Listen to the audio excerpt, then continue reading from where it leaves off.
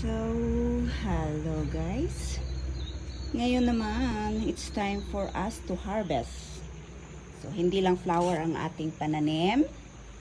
Meron din tayong mga ulam-ulam.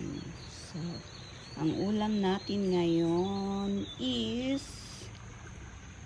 ampalaya. So, ayan. Bunga. Harvest muna tayo para may ulam. Hindi lang flower ang ating pananim, kundi may ampalaya din. Bakit ang hirap ma-harvest? So I am wrong. So we need to cut here. Ayan. So ito, tsaka, ayun, meron pa dito. See? Not only flower. Halo-haloin din natin ng ulam. Meron pang isa. Ayan.